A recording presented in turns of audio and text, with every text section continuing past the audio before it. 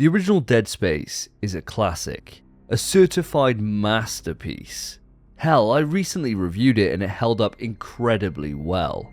So, when I first learned that this gem was going to be remade from the ground up by EA and Motive, I was hyped to see the franchise return. But I was also dubious on how a reimagining could so easily fall under the shadow of its original, and stay there. We've all seen it before. Games which get remade and sure they look better, but in making the jump to better hardware, they lose the identity, the core of what made the original so fantastic in the first place. I'm looking at you, Twin Snakes. And this is the thing, we aren't in the early 2000s anymore. We have had countless remakes at this point, and the way I see it is they generally fit into three camps. You have the games which aim to reimagine the original, changing key aspects of its story or mechanics to make it more accessible to modern audiences, to make it fit better within an established lore. These are the remakes that are often divisive in any given fanbase, as aspects of the original that were so beloved are tossed to the wayside while they focus their attention on newer additions to the experience. Secondly, we have games which seek to stay eternally faithful to the original, keeping the same gameplay and in some cases, even retaining the jank which made the original so memorable, and they focus every resource solely on its presentation. And then you have the cream of the crop, the one above all, Resident Evil Remake. In my mind, the perfect way to execute a remake.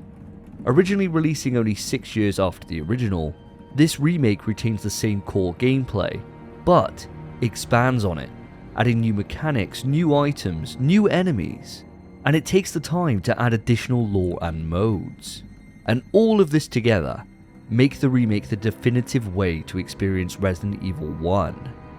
Now it's been 21 years since it released, and it was beginning to look like it would remain in a bracket all on its own for the rest of time, until Dead Space Remake came out and blew me away. This review, I'm going to detail why Motive's Dead Space is one of the best remakes of all time.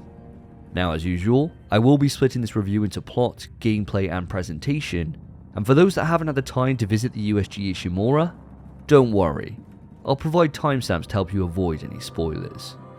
Now let's dive in.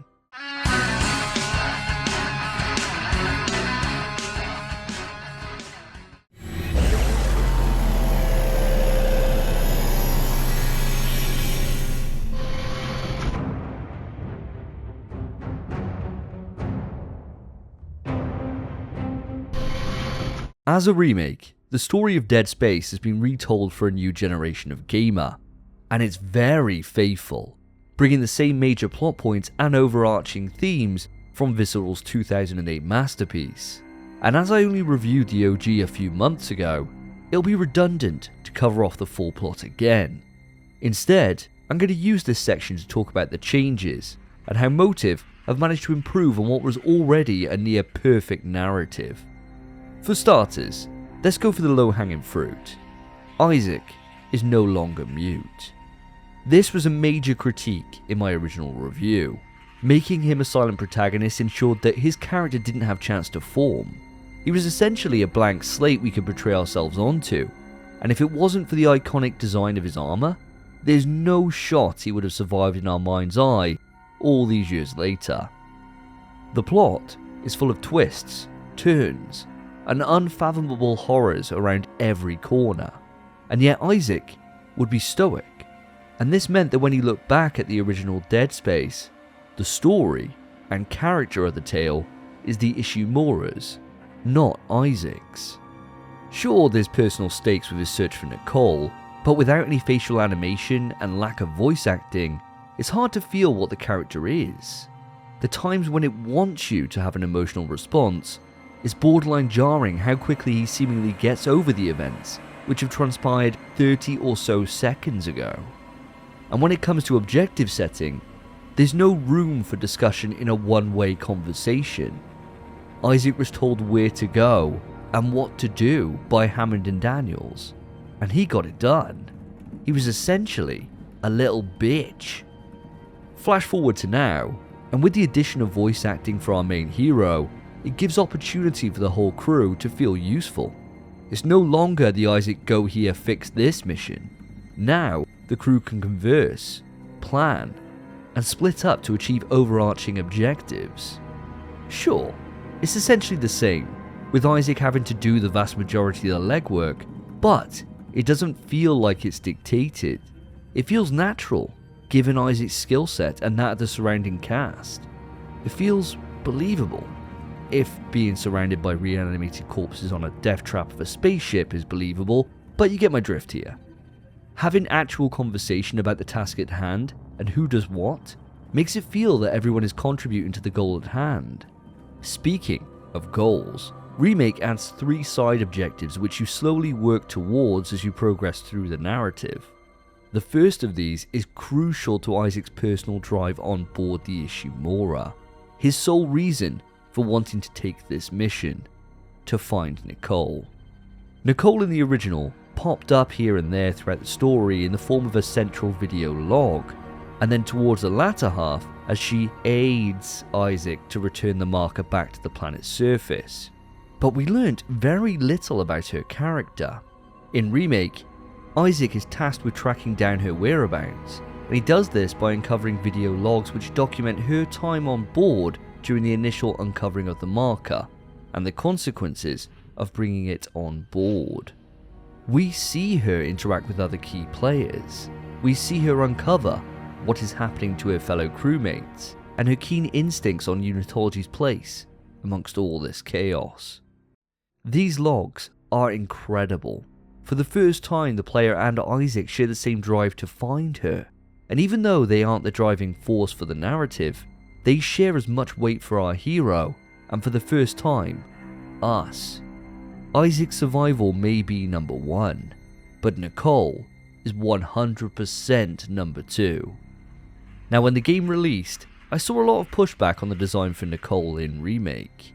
And as someone that has stand for sexy Nicole as the sole reason why Isaac would force himself through this hellhole, I feel I need to address something. Pour out a drink, lads. Super hot fire Nicole is gone, and I sympathise with all the twinks out there. But the truth is, you need to grow the fuck up. Now, we have Cougar Nicole, and as a man in my 30s, let me tell you, with age comes experience. That real toe curler shit. Oh, shit!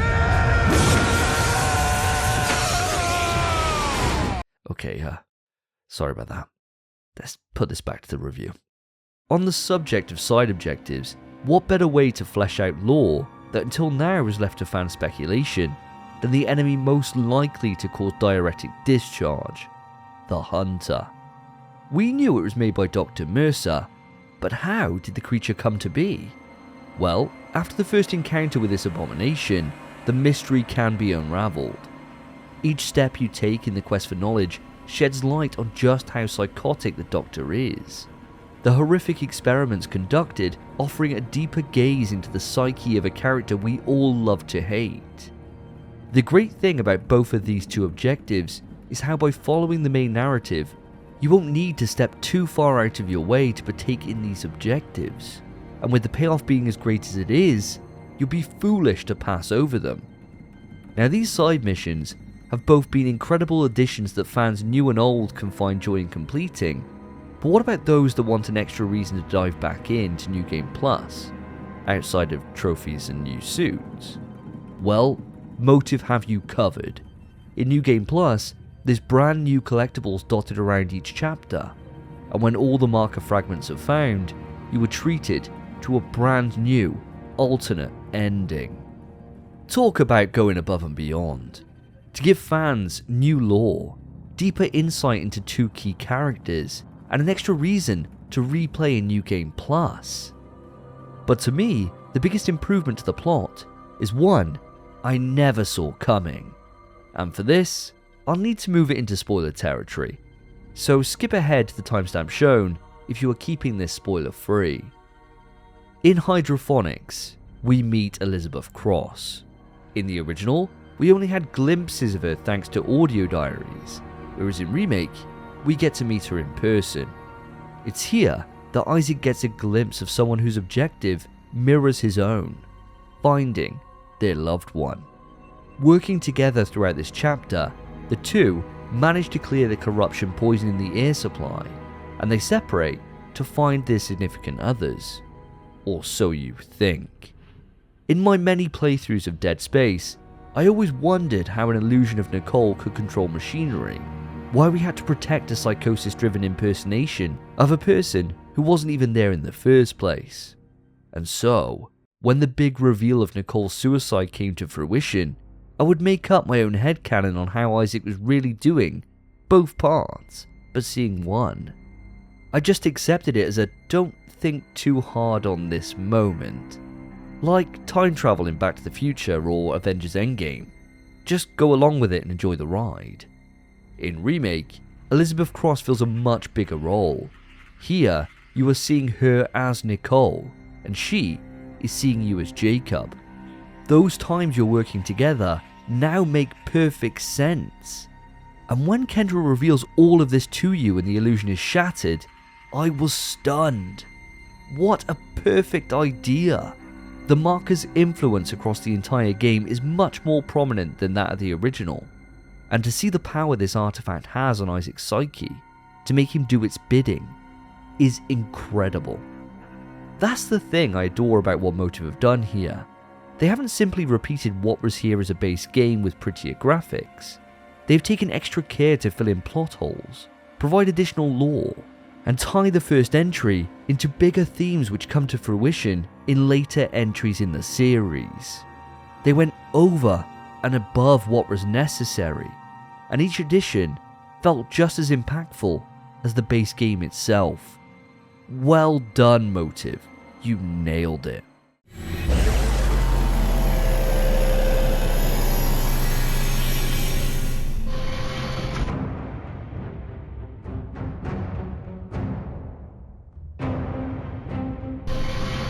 Dead Space was a heavy game. Isaac stomped with intent across the Ishimura. The clomp of his boots echoed across corridors as he stamped necromorphs into mush.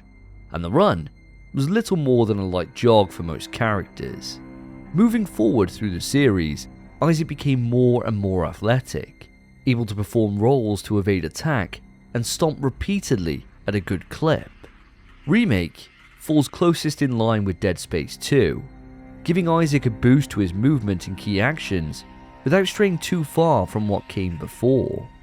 DS2 seems to be the blueprint for the majority of changes when it comes to the base gameplay. The biggest influence outside of movement is kinesis. Just like that game, items snap to Isaac's grip and he releases them with devastating impact. Taking cues from the second entry isn't a bad thing. 2 took the ideas from 1 and improved them, adding random rods into the environment which were there solely to be thrown at approaching threats, pinning them to walls or knocking them back to create space. So seeing the same design philosophy brought back to the first entry, in my mind, was a perfect decision. And unlike DS2's implementation, it's not like every area is a stack of rods piled up in plain sight. Now, it's furniture you pull apart and items you rip directly off the walls.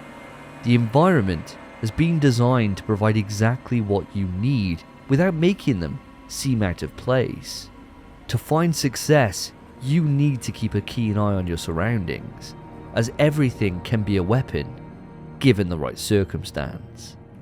My first time throwing a fire extinguisher and seeing the volumetric fog billow out obscuring the battlefield as I walked through the exploded remains of my enemies was testament to the care Motive have taken to take what worked in subsequent titles and update it with modern design to stay rooted into the world while at the same time providing opportunities for the player to have freedom on how these battles unfold.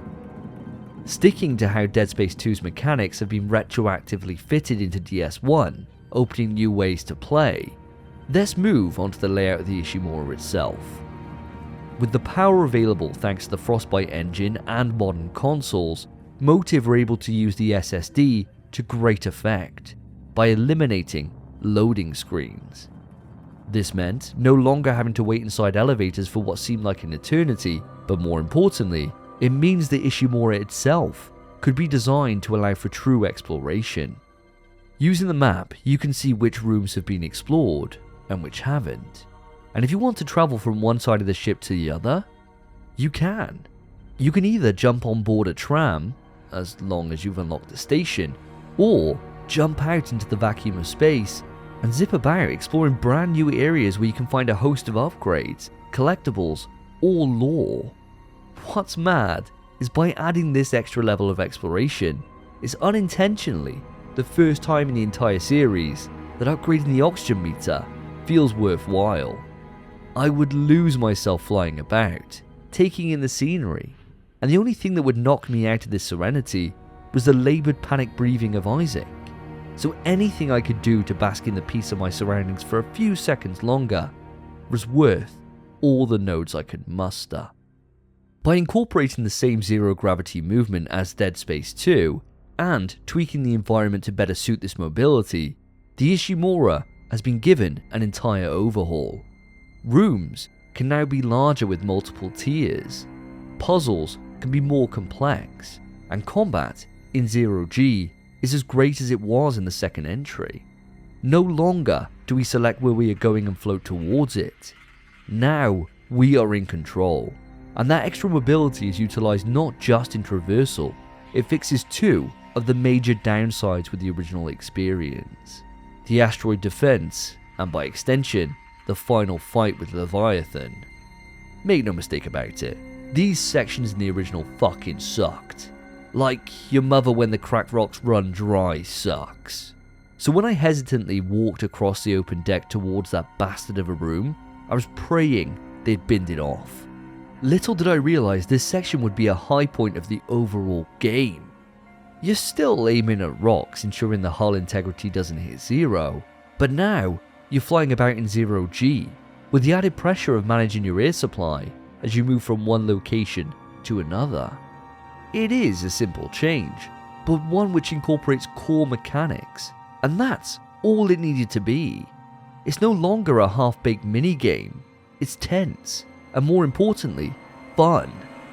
The second stage of Leviathan adds to this by increasing the threat level. You're having to weave around the Leviathan's tentacles, dodge its projectiles, and target specific weak points. It's a proper boss fight, and one which posed a challenge on my first run. Now if I had been tasked with remaking these sections, it would have gone like this. Fuck this shit! Motive didn't take the easy way out. They reworked and reimagined them to make them engaging for the player, and that deserves huge praise. Now for this section, all I've done so far is talk through the parts of the franchise which have been retroactively fitted into Dead Space, and the changes that have been possible thanks to that. So let's change tack. Let's move it into the new additions Motive have included to deepen the gameplay experience. Let's talk weapons. Across the game, Isaac will find the same arsenal as the original, from the iconic plasma cutter to the Ripper and everything in between. How these weapons perform though, is anything but identical.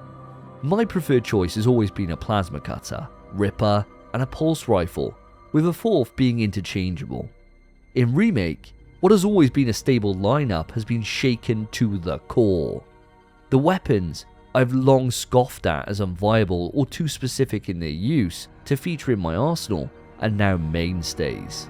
The flamethrower is now a portable dragon. This thing absolutely melts anything that gets in its way, stun-locking enemies and controlling groups with ease. The contact beam charges quicker, and with its ammo being plentiful, it's efficient in pretty much any encounter. These guns have long been collecting dust over my many playthroughs, and now they have replaced the pulse rifle and the line gun to be guns which make Remake stand out from the past. It's like as if Motive looked at which guns are least used and reworked them to make them earn their place amongst the many iconic weapons in the franchise. And when you settle on which guns are your favourites, you now have a host of upgrades which can be found around the Ishimura to bring the smackdown to record heights. Do you want your shots to apply burn damage, have an extended mags, or super fast firing? Well, you better get out there and start searching. The impact they have on each gun, and the individual ways each weapon will change over time when more and more upgrades are applied, is staggering. It provides an extra incentive to backtrack, to go off the beaten path and find new goodies to improve your damage output, and there's never an upgrade that feels redundant. Hell, this even applies to stasis. By following side quests, you can cook up a prototype which shreds the flesh from a slowed enemy. You'd think with all this extra power, the game would be somehow easier, but it's not. Motive have taken a page from Resident Evil 2 Remake, utilising a behind-the-scenes game director which will artificially reduce or increase enemy health, damage output, and even spawns depending on how well the player is doing. It meant I was permanently on my toes, constantly walking a tightrope between feeling comfortable and feeling out of my depth. Now I can see why this feature may be a nightmare for speedrunners, but for playing this game how 99% of the population would, it ensures no playthrough will be identical. You never quite know where or when an enemy will burst out of an event, and that keeps the tension dialed up to 11. Speaking of tension, the breakers. Introduced early on, breakers are a key part of exploration aboard the Ishimura. They flow power from one location to another, from a spinning fan blade to a door, to allow for progression or to further side objectives. But as the game progresses, their implementation brings with it a Sophie's choice. Do you want to turn off the lights or the life support? Do you want to see the threats that will be around that next corner, or do you want to breathe? Which are you more afraid of? The choice is yours. What a fantastic idea, to give the player a choice on how the next encounter transpires, to raise the threat level and in turn bump up the fear factor. There's no way to get around these choices, you have to pick one, and each time they arose, I was left stunned. Oh, beautiful. To think this breaker system is really an update to the node doors used in the original. It's these little changes which have been given thought by Motive to upgrade what was already here as a base experience, to provide something new for returning fans and root them into the core gameplay experience to deepen it. Motive have gone above and beyond in the gameplay department, fusing elements from 2 with brand new mechanics to broaden the original. For my money, it's the best the series has ever been in balancing all the different elements that make Dead Space, Dead Space. It's the same design philosophy as RE1 Remake. You deepen without taking away, provide additional challenge and complexity without ruining what worked so beautifully all those years ago.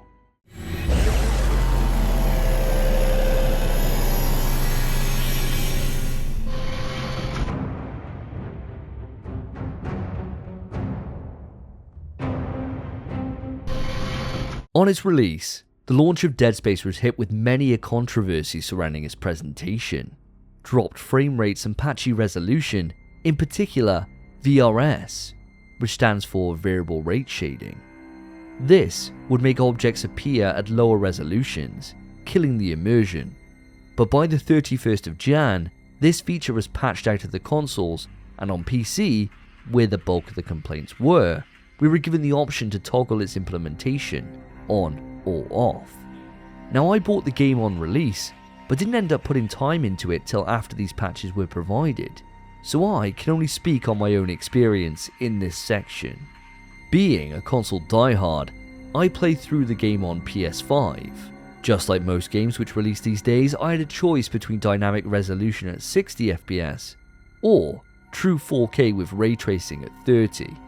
I am a sucker for a prettier game, and as the original trilogy targeted 30 FPS, the choice for me was obvious, and I was not disappointed. The game is a visual showcase. The ray tracing implementation is extraordinary, providing realistic shadows as the light from Isaac's weapons and the glow from his armor bounce off the hard metal surfaces. And when this is combined with volumetric fog which clings to walkways, you have no choice but to be fully immersed in your surroundings. The developers pre-release talked a lot about one feature which I felt was just a gimmick, but in reality, its implementation is superb. The peeling system. This is where damage dealt to an enemy is context driven, localized to that point, and enemies will behave differently depending on where this impacts. Up until now, in Dead Space, if an enemy took several shots to go down, it wasn't obvious where that damage was dealt until an appendage was removed. In Remake, you fire at an arm and it won't be removed immediately. Instead, the flesh will be wiped out, exposing the bone and sinew before the second blow makes short work of it. The most satisfying way in seeing this peeling system in action is with the force gun. Now allow me to give a presentation. Remember me? Barry Scott! Over 1 million women around the UK are at it. They've replaced their multi-purpose cleaners with Silly Bang Universal Degreaser. Bang, and the dirt is gone. Talk about satisfying. Using this for the first time and seeing a walking skeleton teetering towards me was mind-blowing. We've had plenty of games which have localized damaged models, but I haven't been this impressed since RE2 Remake. The attention to detail is incredible. It sells the impact, and there's something truly mesmerizing in seeing how each weapon brings its own flavor of destruction to the necromorphs. On the subject of character models, the entire cast has been modeled on their actors, and the mocap work, in particular with facial expressions, is sublime. Each actor's performance is translated to the game with near one-to-one perfection. There's no uncanny valley to be found here, no lifeless jaw wagging with vacant eyes. It's up there with the best the medium has to offer. Visually, as you can tell, I was blown away with Dead Space, but where the series has always prided itself is in the audio department, and in Remake, this has been taken to the next level. Dynamic sound which flares alongside the action is nothing new in 2023, but nowhere have I heard it be utilized to this extent. Sounds change and oscillate depending on the surfaces in a given area. 3D audio creates a feeling of panic as you hear scuttling and distant screams all around you, and as the action increases, the score rises to get your blood pumping. Now what's truly revolutionary, and caught me off guard several times, is how this score will only increase when enemies are within view. Early on, I'd just taken out a host of enemies, and when the soundtrack faded, I relaxed. Little did I know a necromorph had snuck up behind me, and as I took a hit, I jumped out of pure shock. The soundtrack booming back into full swing as soon as I turned to look at what had caused this. It meant I couldn't rely on the soundtrack to know when I was safe. I had to be alert at all times. I was flicking Isaac around like I was overcome by marker-led psychosis.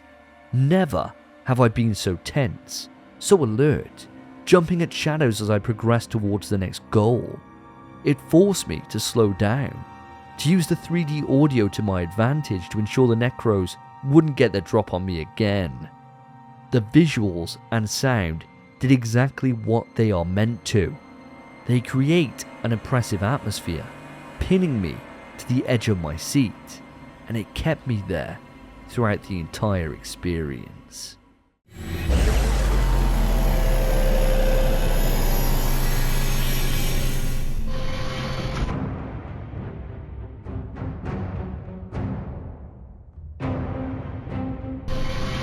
When I first heard that Dead Space was being remade, my initial thought was why?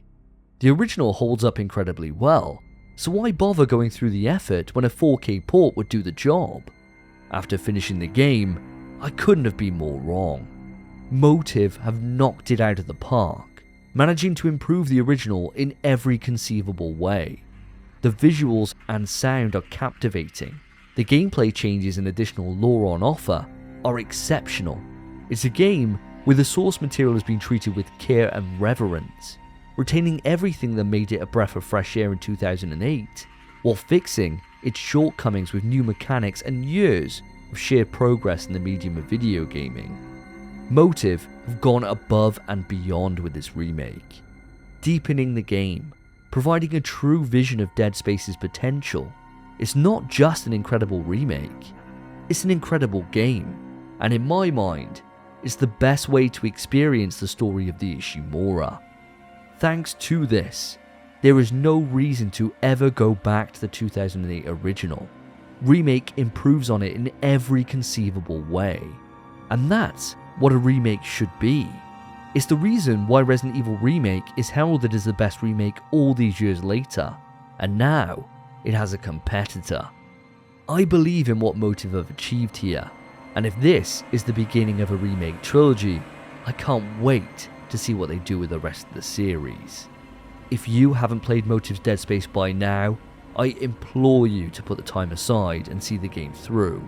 You'll be experiencing one of the best horror titles of all time, and certainly one of, if not, the best remake ever made. And that's it for this review. If you enjoyed it, then put a like on it and consider subscribing for more survival horror content. Up next on the channel, I'll be returning to Resident Evil 4 RE8 VR, before I delve into Resident Evil DLC from across the franchise on the run-up to RE4 VR and the rumoured Separate Ways expansion. If you're still craving a bit more from me, consider checking out my podcast, In PS We Trust. It's a PlayStation podcast with me and my co-host discuss the latest news, rumours and hype for all things PlayStation, and of course, survival horror. I'll leave links in the description. Thank you for watching. Take care of yourselves, take care of each other. See ya.